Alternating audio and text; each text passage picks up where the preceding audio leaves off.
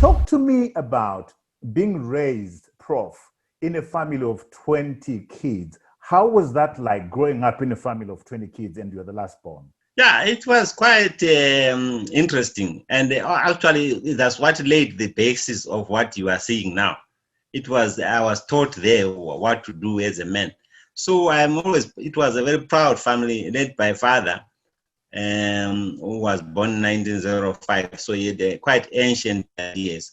And you got older siblings whom you have to copy or learn from and so forth.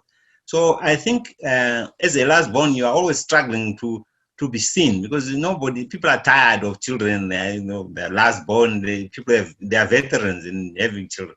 So the last born doesn't get attention. So you have to struggle and show it yourself that yes, I'm here. So that thing, bringing led me to where I am now because I learned everything in the village.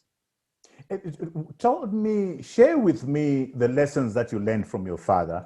This man who had 20 kids and were the last born, what values, what principles did this man teach you? No, first, he was quite a stoic man. I mean, he walked from Matabele North to South Africa on foot. Wow. So you can imagine going to Johannesburg on foot. And he will leave his homestead and go and come to the work. And later on, he told me, I bought a bicycle. And I will find lions will come for me. I'll go into a tree and tie myself with a belt, and the lions will stare and wait for me until they get tired. So this man struck me very well. That this is a man who's dedicated, who's very attention to detail and so forth, and it's very strong because now I can't even imagine people walking from here to Harare. They can't do it. And my father went to Johannesburg 6 times. Wow! So he was really a strong man. And he was very alert, sharp, and very intelligent. He didn't go to school, but he was able to make tables, chairs, and everything he did. He taught himself all these geometric measurements and so forth. So in the village, he was a jack of all trades. He will do everything and make things for anything they'll ask him, he'll make it. He'll be an ironsmith. So that thing of being an jack of all trade, you can see now in my CV, you can see traces of my father. They're doing all sorts of things at the same time. So he taught me. And also when we're plowing, he will get hold of me and put me near the plow and make sure that I did things perfect.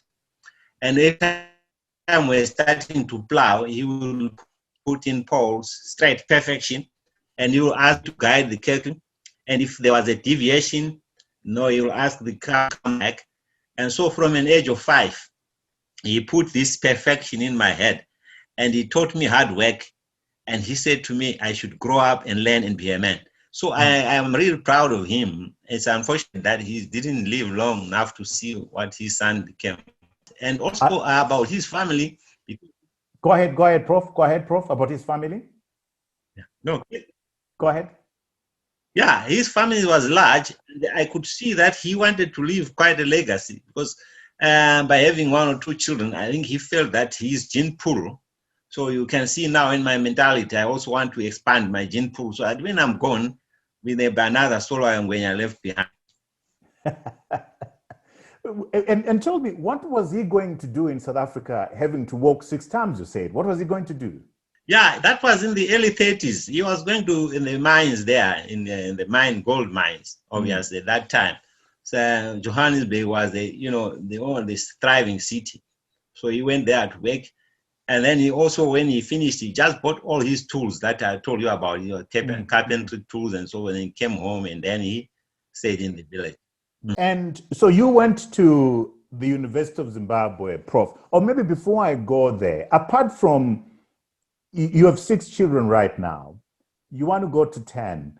Explain to me the reasoning behind that, apart from the gene pool. I mean, what is inspiring you to have 6 children and to say, if the 2 that I have right now, 2 wives I have right now don't give me 6 children, I'm going to have more. Can we have a conversation about that? No, you see, big families, to me, my father taught me that big families tend to have the big richer and that richness in happiness because there is lots of you interacting. I told you when I was in village and playing around with siblings. So that richness, because I want to have many of them around and I teach them, they play around and so forth.